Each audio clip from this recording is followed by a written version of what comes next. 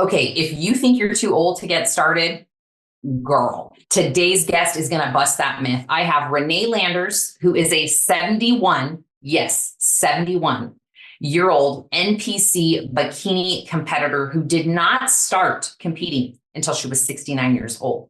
So in today's episode, we talk all things mindset, self-limiting beliefs, diet, training, nutrition, and how she embodies the attitude that she has today, which is one of tons of positivity, motivation, and I know you're going to love her. So let me know what you think. Hey there, my name is Renee Landers, and I am 71 years old. I live in Houston, Texas, and I got a little late start on my journey with fitness, but I've managed to catch up pretty well. And really, I'm a native Houstonian. I was a single mom. I have one son. He's like 38 now, and he actually runs the business that I ran as a single mom for like 40 years. And so I'm thrilled about that.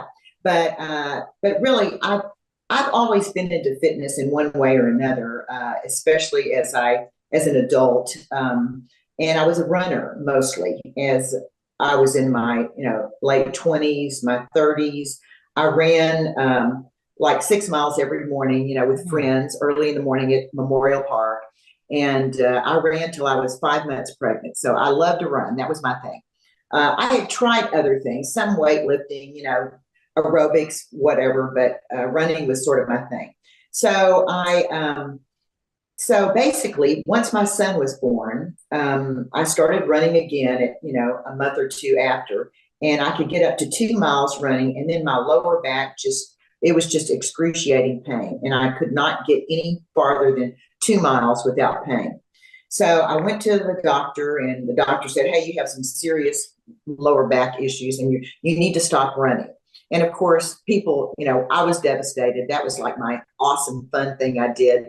You got your endorphins flowing and all that. And that was sort of my respite.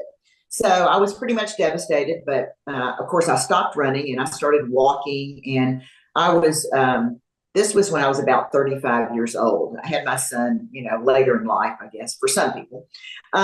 So I had to figure out, what else am I going to do that I can still be fit and not compromise my back? So I just kind of worked around whatever I could. I still did some aerobics. I walked a lot. I lifted weights a little bit here and there, but I just kind of struggled along really for like 20 years. And during that 20 years, I was growing my business, being the single mom. And, but I knew fitness was important to me. I wanted to feel good all my life. And I knew that if I put in the effort, it always made me feel better.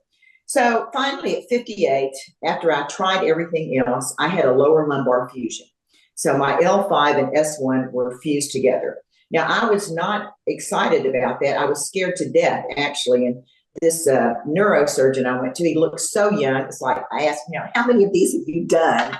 And he'd done a lot. And that was his one surgery. It was called the T-lip. Anyway, so he fused my L5 and S1, just small incisions in my lower back. And he said, okay, well, get your rehab and you can do whatever you want. He did not have any restrictions for me. Well, he had 2 restrictions. One, don't run, because that's just too jarring. Mm-hmm. And he didn't feel like yoga was good for me because that could stretch that fusion, that I had. So those are the only 2 things that he said he was, wanting to restrict me on.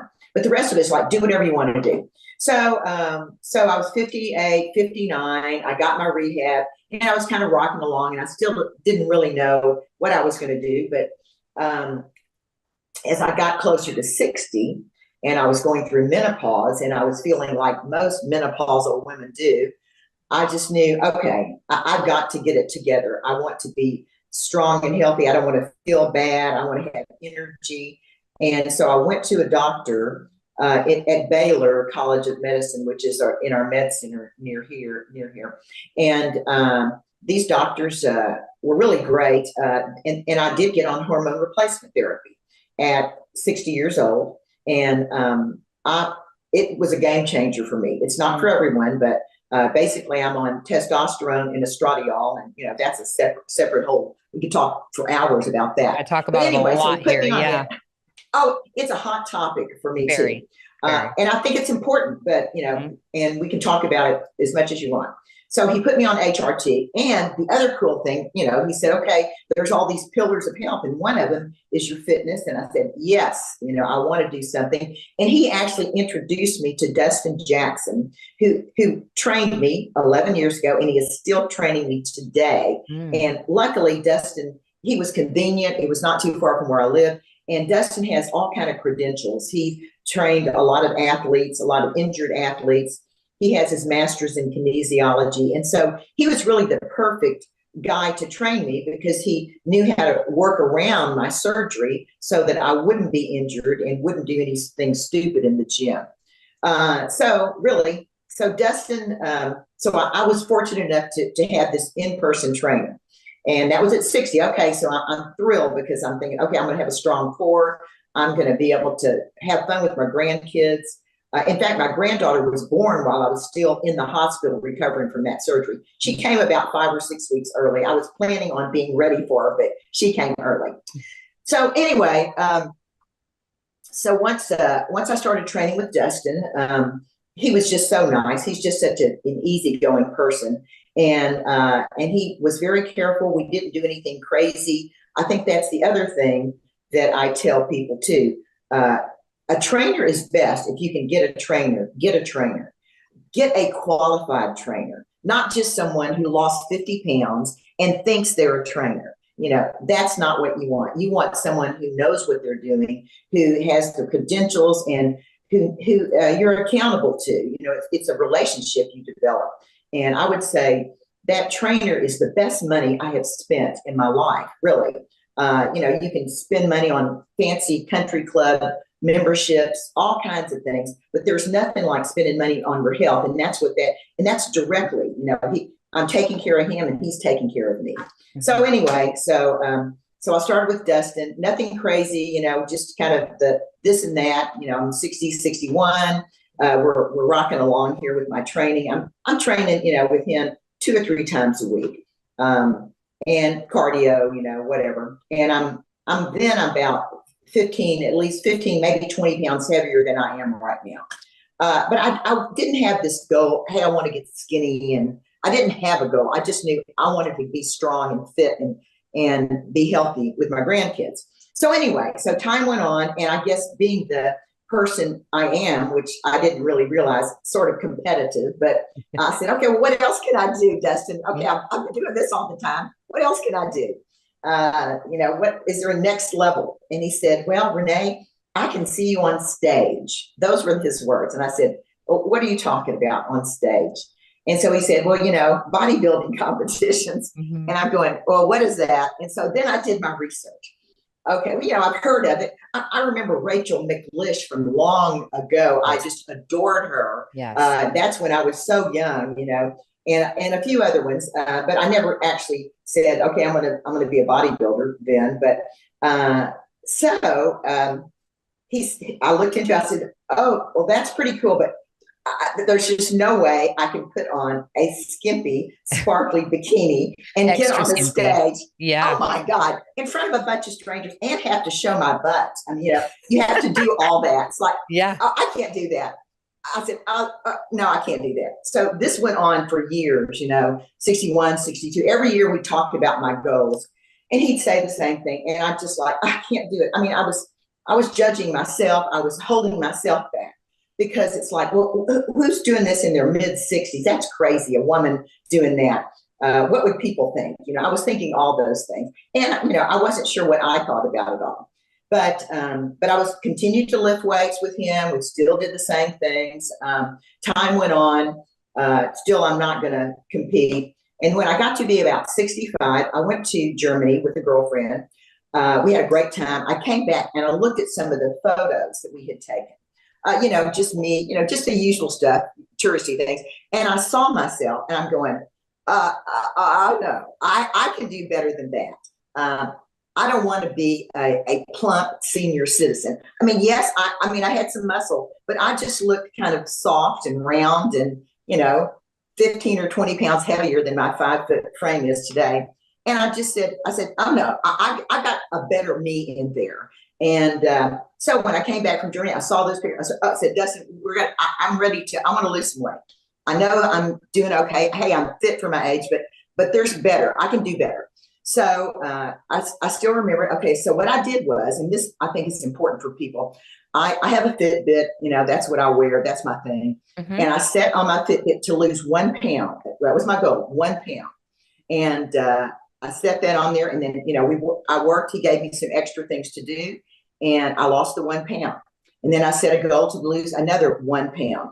And I did that over and over and over. And in 4.5 months, I lost 10 pounds.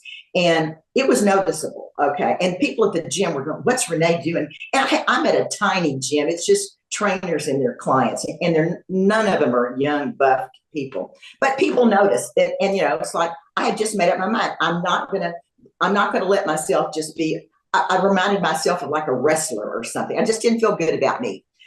So I did that. So that was in my mid-60s, and I thought, oh well, I had this wrong belief that when you're older, you just can't lose weight, and you just let it. You're just going to be the way you are, and this is part of getting older and all that. But I just couldn't handle it. I thought I'm strong. I can do better. So anyway, so I lost that weight, and really that got me to thinking, I can do more than I thought I could. I just did it, and it was pretty amazing. And it was more noticeable. My fitness was becoming more noticeable to me and other people too. So then as I'm getting to be 68 and the pandemic hits. Okay. So that just freaked me out. It's like, oh no, I cannot let that COVID thing ruin my life or rule my life. I'm not going to be gaining a bunch of weight.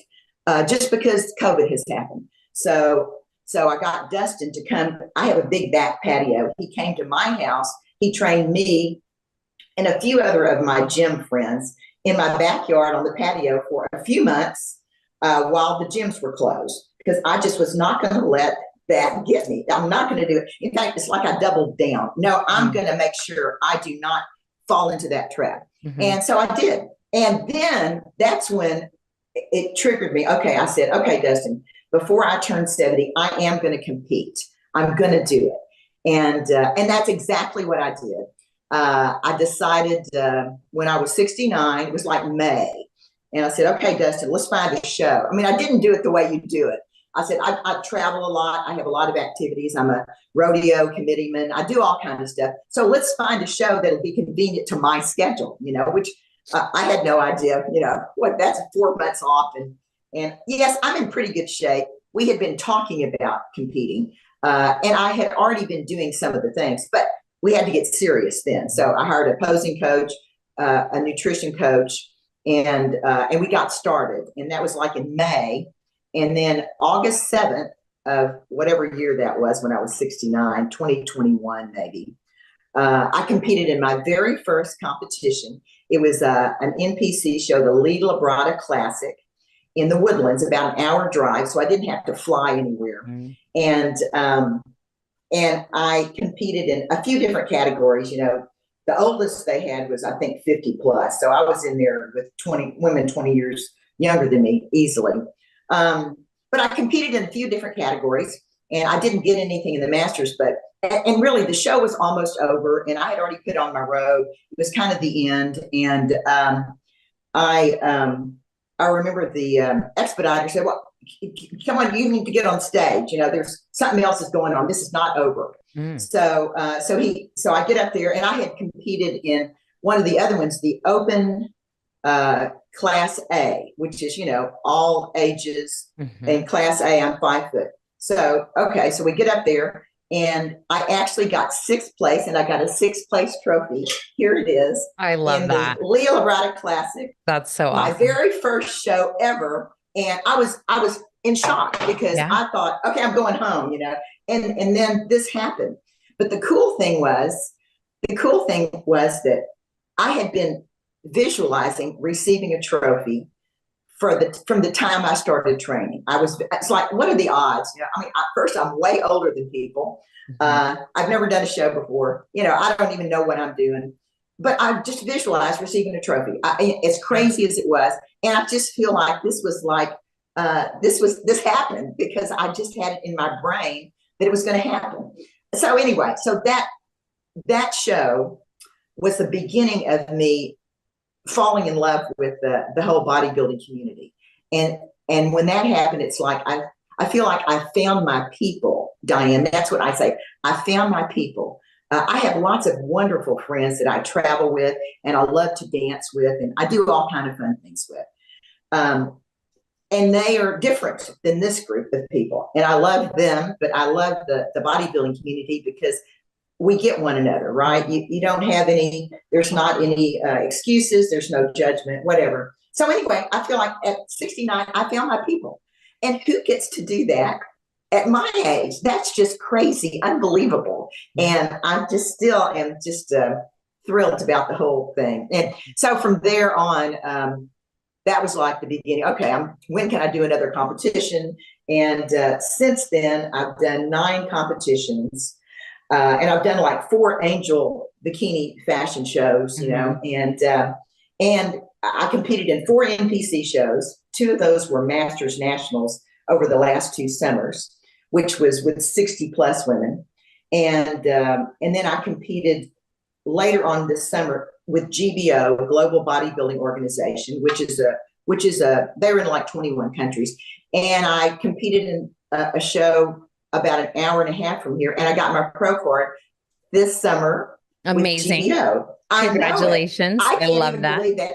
I wasn't expecting it.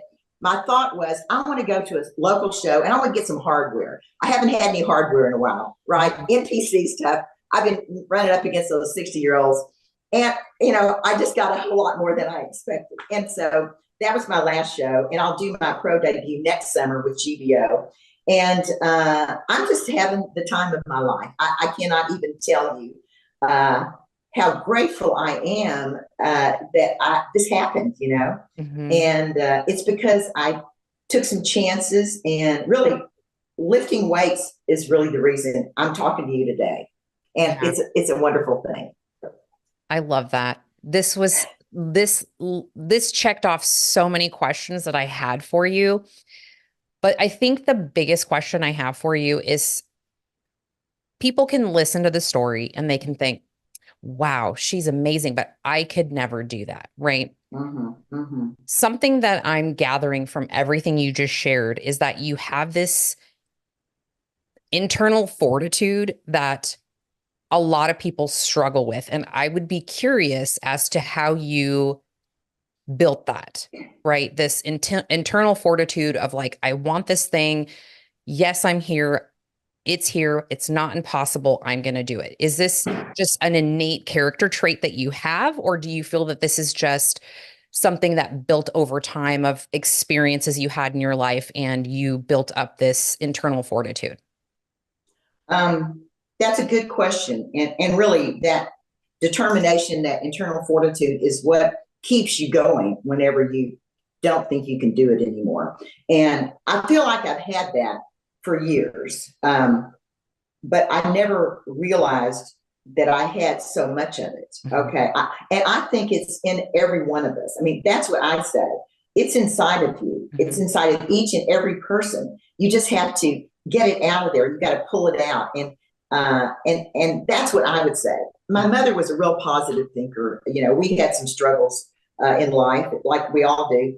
And no matter what, she always, saw the silver lining. And so I learned a lot from my mother about these things. But I do always, and I remind people, you got to think about the positive. I'm really big on being positive. Yes. There's turn it around, whatever it is, you can turn it around into a positive. Don't put a bunch of negative crap out there into the universe. I say no old speak. That's kind of my little phrase I like to use. Don't speak it. Don't put it out there. We all have aches and pains. You don't have to verbalize them, because I think that makes it tougher. But really, I do feel like, maybe I have some extra internal fortitude, but it's not something that that I've always had so strongly. I feel like it's developed really with my challenges over the years. You know, I feel like every challenge we have, you can make a choice about, well, I'm going to let it beat me, or I'm going to get on top of it. And I feel like that's what we need to remember, that we need to make the most of every moment. And whenever something seems terrible, you know, trying to figure out what's the good part out of it. You know, what can I learn from this? I mean, this is not anything new, what I'm saying, but I do feel like this is something that can be developed, and I feel like I developed it. I was wimpy at 19. I was married to a dominating husband who told me what to do, told me what to wear, told me what to eat, and I was scared. But I grew out of it. I got stronger with these challenges. And I feel like everyone can get stronger, but you just have to remind yourself. I mean, I'm big on sticky notes. I have them all over my house. You give yourself reminders, whatever you have to do to remind yourself that you're awesome and loving. You know, I say love yourself like you love your best friend. These are just things I feel like we can learn and grow and develop more, regardless of our age. I don't feel like you have to have it. I think it can be developed, and it'll make a big difference in your life.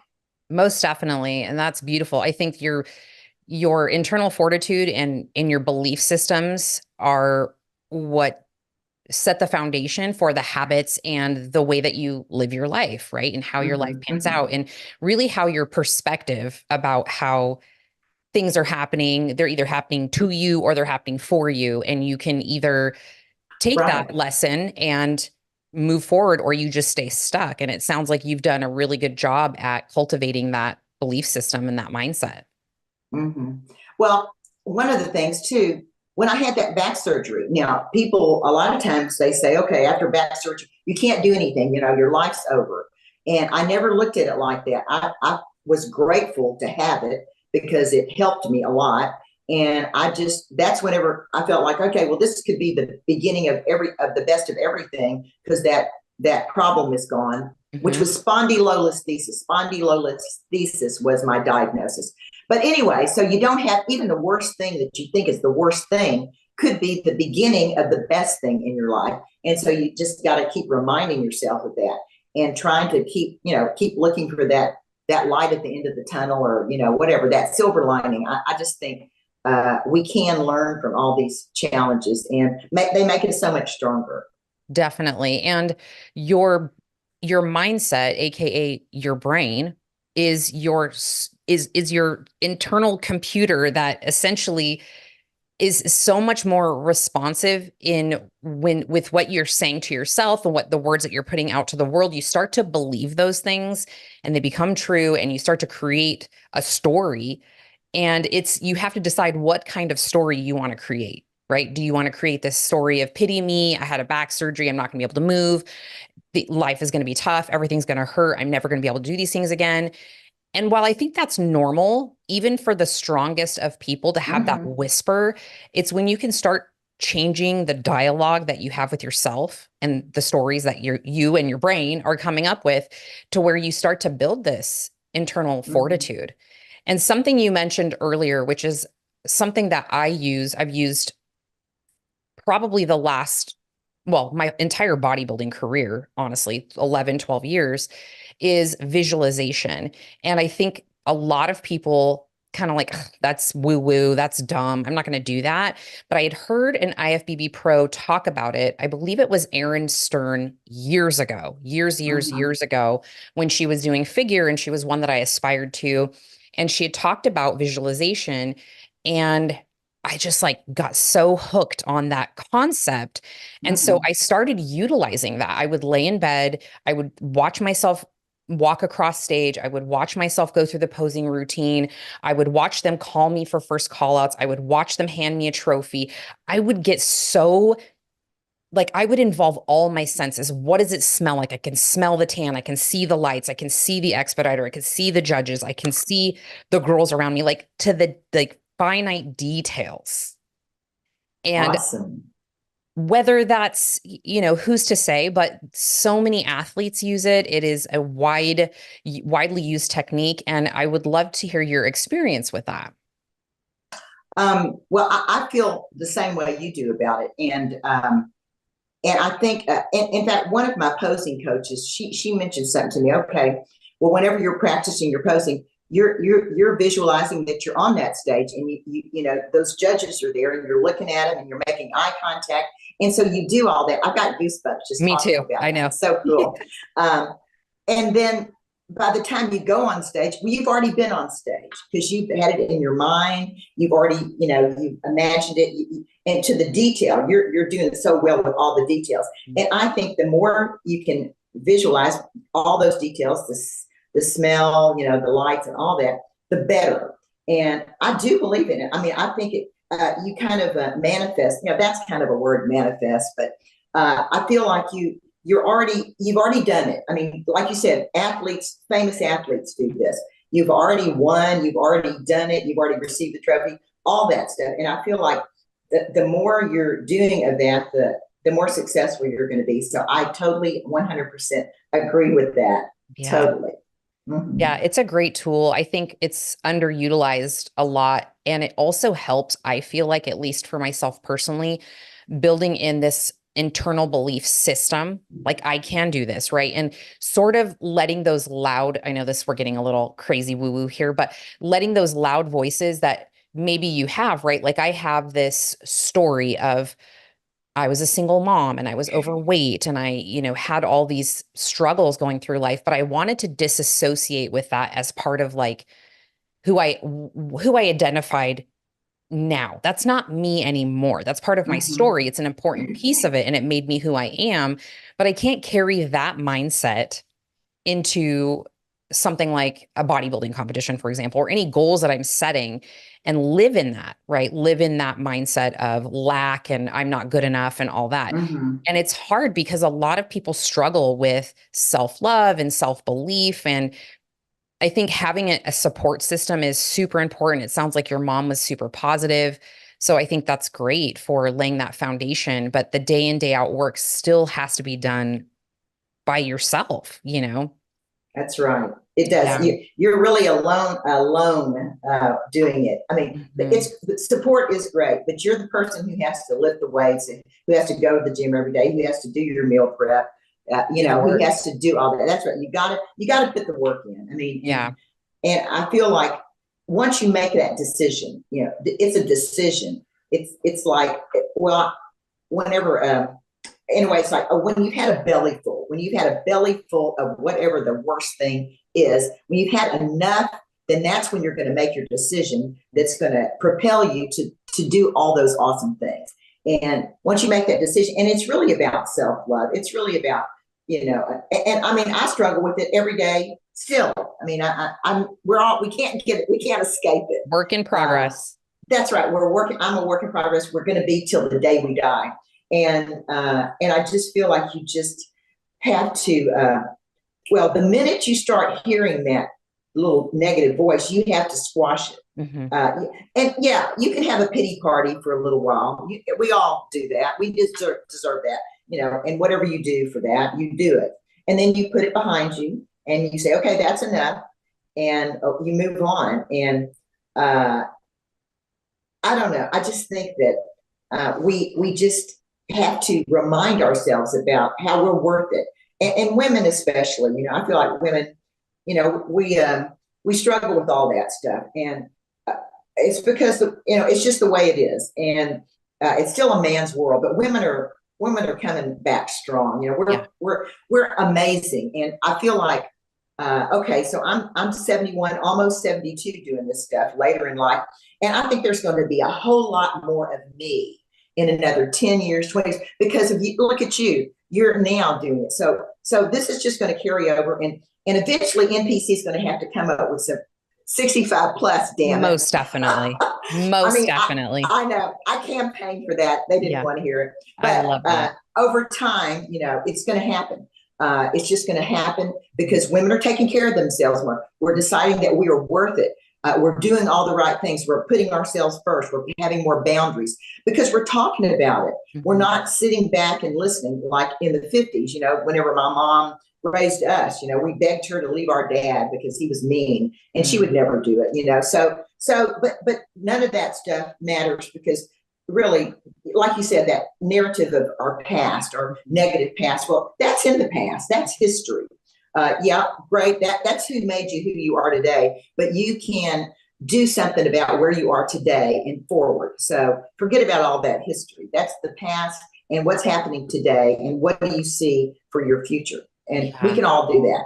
Most Absolutely. definitely. Most definitely. Now, I know you did mention the health challenges you had throughout your journey, your surgeries and things like that. Did you face any other challenges in this journey? Like socially, your friend group, your family, social media, anything in that realm come up challenge wise? Because there's a lot of stigmas around the bodybuilding community. And I imagine as we age and the group of, the circle we hang in, if they're not enmeshed in that, they are like, what are you doing? Crazy. That is so true. And actually, Diane, I didn't tell any of my peers. I told a few, like 3 girls who were like 20 years younger than me that were in this separate group of friends. They knew I was going to compete, but I did not tell all these friends of mine that I travel with, that I dance with. I kept that all to myself. I remember I went to Cabo during my prep and nobody knew. So I didn't want to share it because I didn't want any negative input. I didn't want to be judged. I didn't want any of that. So I just kept it myself. And then after I competed, then I posted a little bit on Facebook, which is where my friends, were looking. And then I posted most everything on Instagram after that because I wanted my separate fitness thing over here. All those bikini pics are a lot for 65 and 70-year-olds to deal with, and that's what you're talking about. I didn't know how my friends were going to react to it. They already knew that I was into fitness. They knew that, and nobody ever really gave me a hard time about it. But I felt like there was a handful of people who just might be very judgy, and I didn't want to hear any of that, and so I didn't. But now that it's all done and everybody knows, I still don't post much on my personal Facebook page. I don't do my everyday there. It's mostly on IG, but probably 99% of these friends are supportive.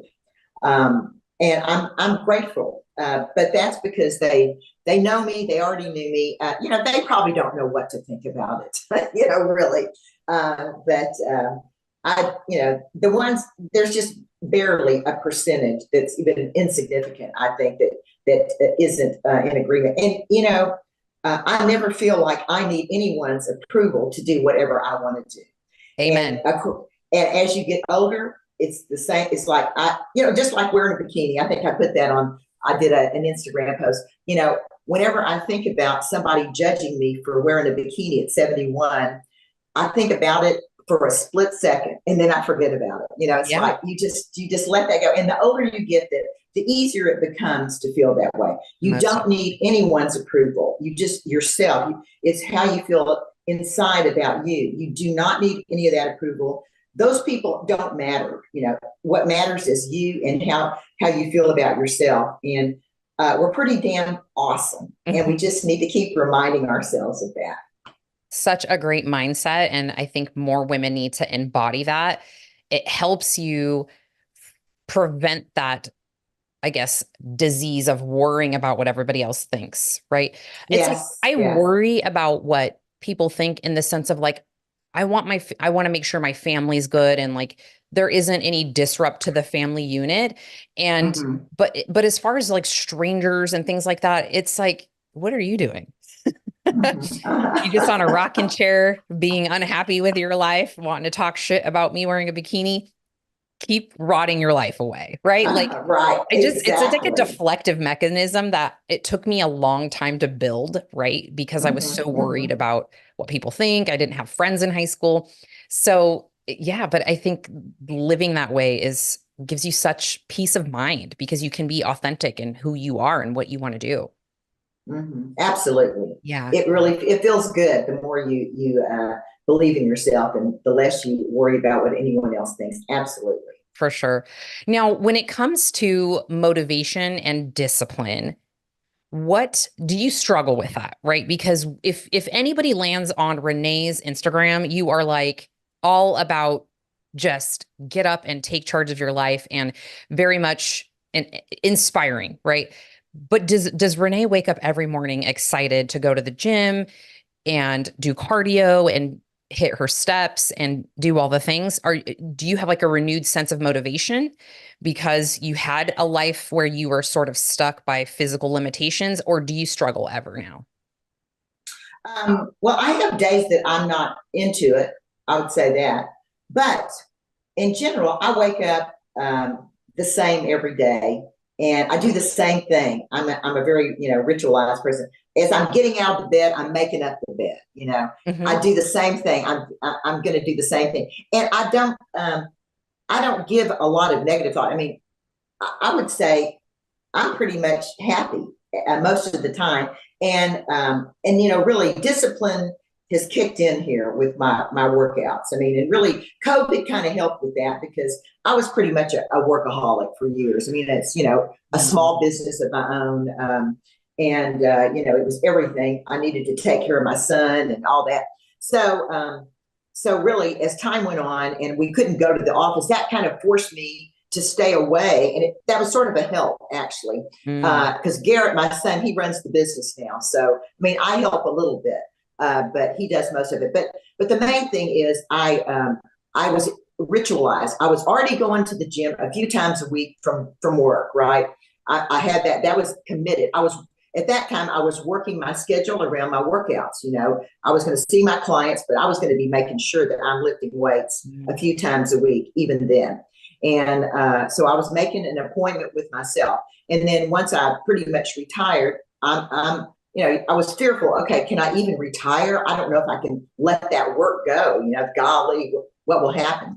But now my routine is very much the same. I get up and I'm going to do the same thing every morning, and I'm going to the gym Monday through Friday, pretty much every morning. I'm probably going to be working out somewhere around 10, and that's me every day. And so I don't have any big problem getting to the gym. It's just part of my life. It's the lifestyle, right? It is just part of it. It's not like I want to lose 10 pounds for the wedding that's coming up in 2 or 3 months. That is not what it is. It's all about, I love feeling good. I love being fit.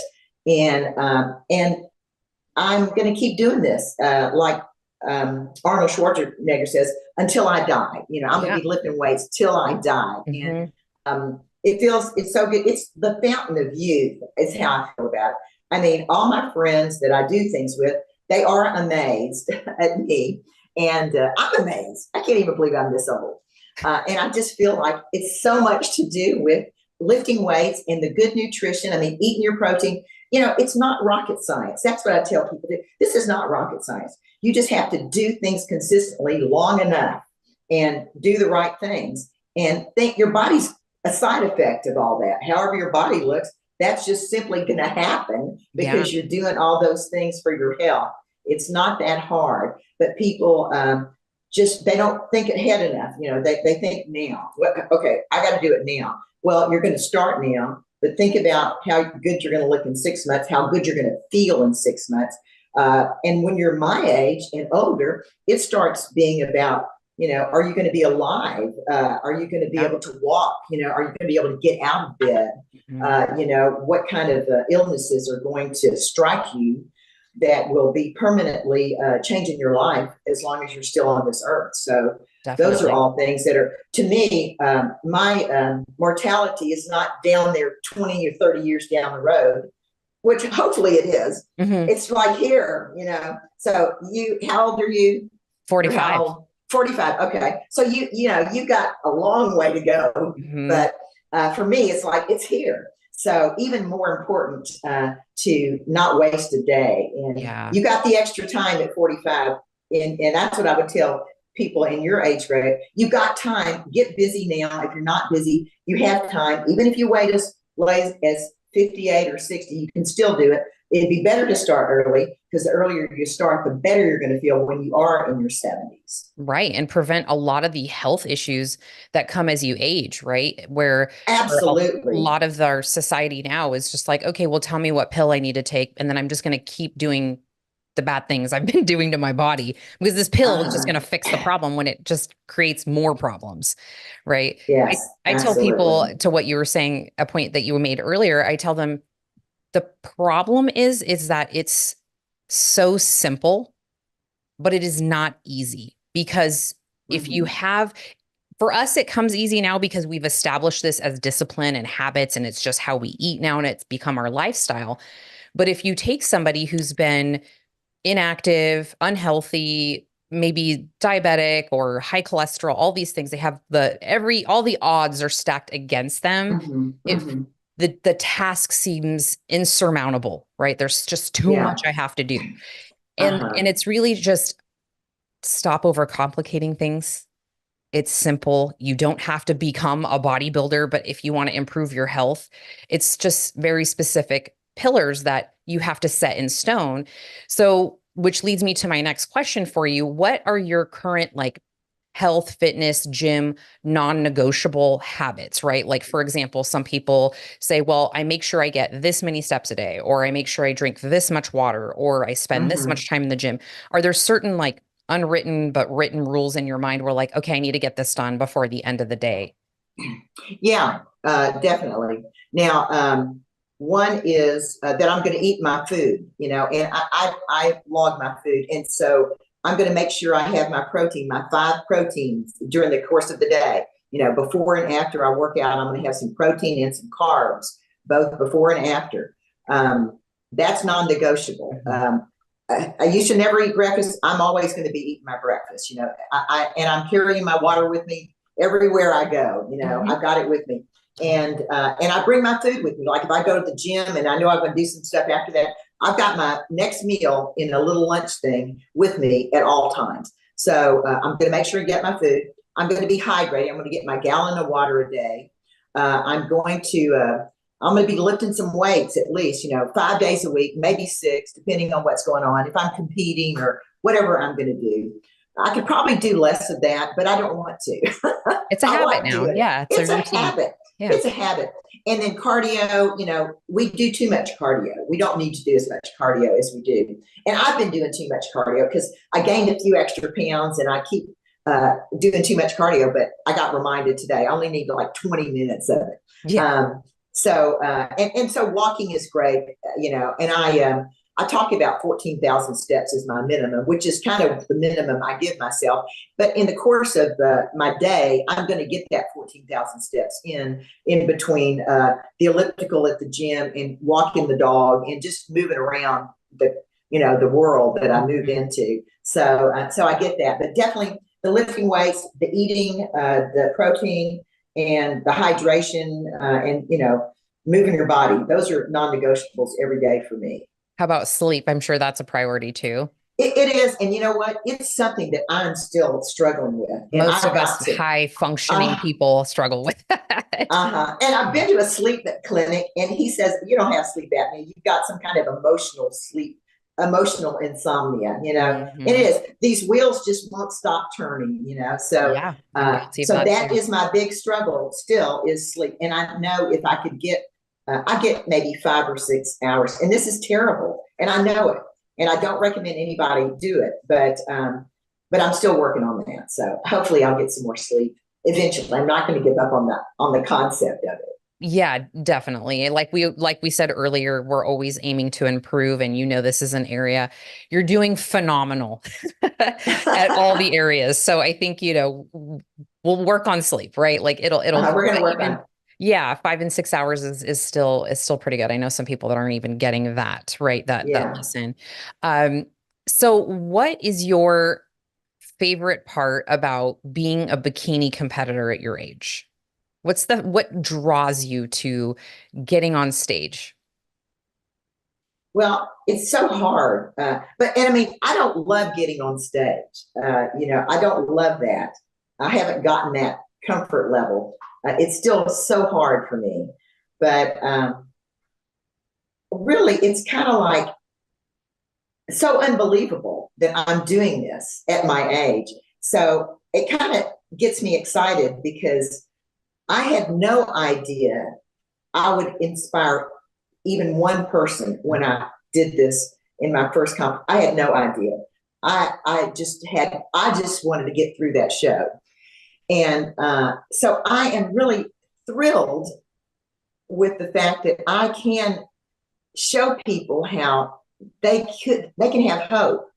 And so I feel like I'm giving people hope, women mostly, but men too, that they can do anything at any age. And even if it's get on a stage in a sparkly bikini when you're scared to death, you can do it. So to me, it's part of the fact that I'm able to inspire people. It's like it keeps me going whenever I think, oh, do I want to do this anymore? I mean, I've only been doing it a short time, but then whenever I hear something positive about how I've inspired someone, well, I've got to keep doing it. I just the very fact that I have this health, that I am where I'm at today, it's kind of like, I feel like it's kind of like my obligation, which I know I don't have to do it, but to me, it's like, I've been sort of given a gift here. I mean, I've put some things together with the help of the universe to be like this. Mm-hmm. So I feel like I need to share that with people. And so when I get on stage or whatever it is, it's going to help other people think that they can do it too,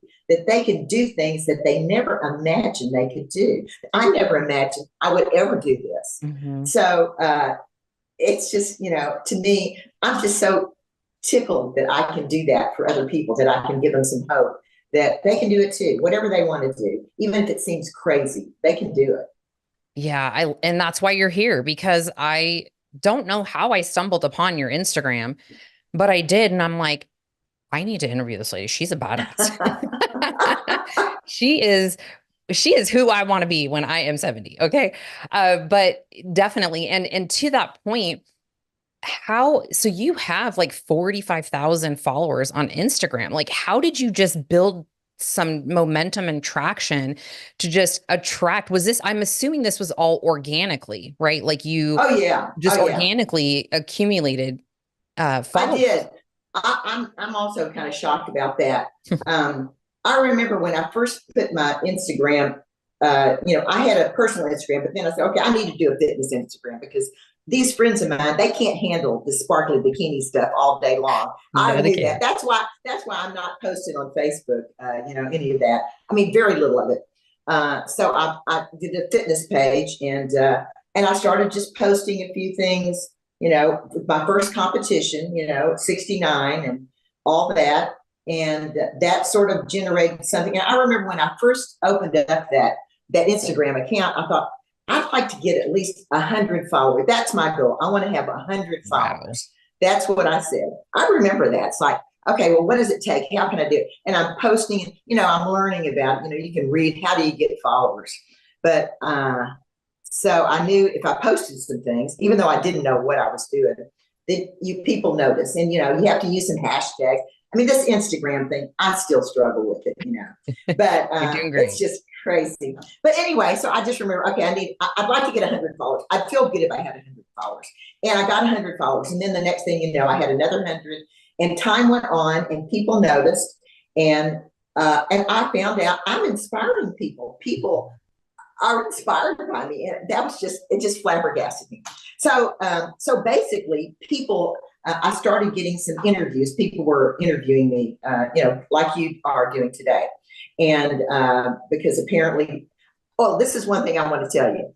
So when I was before I was going to compete, when Dustin was encouraging me to compete, and I'm 60, 61, 62, and all those years, I wouldn't compete, he kind of did me a favor. He did not tell me that nobody starts competing at 69 years old. That women do not compete in bikini shows at 69. He never told me that. He believed all in those you. Years. I guess he did. He just never told me, because I realized when it was all over with, I mean, I'm up there and I'm 69 and these women are 50 and 55. I'm going, I'm not even close. I don't even know what I'm doing. So I'm grateful to him for that, because if he'd have said, Renee, this is not going to be easy, there's going to be women so much younger than you, get ready. He didn't tell me of that. So that's a good thing. And I've lost my track of where I was going to go with this story. Oh, we were talking about your followers. Your Instagram. Yeah. So anyway, so people started wanting to talk to me and interview, and all that. And so that got a little attention. And then the UK Daily Mail, they did an article about me. I don't know, a couple of years ago, and that sort of got some interest. So one thing led to another, and I've probably done 20 of these podcast interviews over the past couple of years, and some articles have been, written here and there, and I post. That's the other thing. I post reels, and I'm just learning how to do it, and it gets easier. But really, it's just kind of happening as I've gotten older, and now I'm getting fitter. Now that's another thing. People have in their minds, oh, I can't get any muscle. I'm too old. Every year I'm going to get older. There's all those statistics.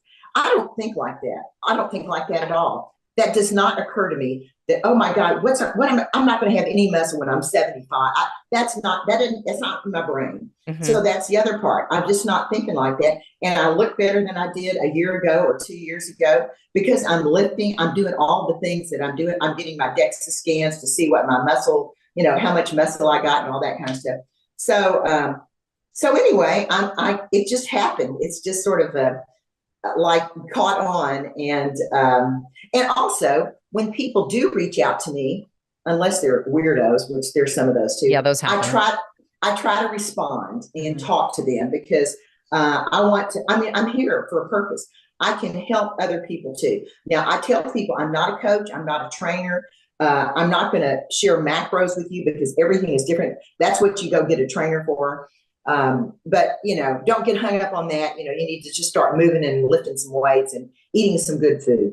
So I am, you can tell I'm an outgoing person, and so I'm open and I'm here to help. I don't know what I'm doing here, but I'm here to help. You're doing amazing. I'm loving it. I still have to say, this is like, I'm living my best life now. My life has begun like never before. And if I can share anything that might help other people and give them hope, then I'm just thrilled to get to do that. So, it's just, I have gotten more people following me, but, I tell them, I don't think they're my followers. That's like, I'm not the Pied Piper.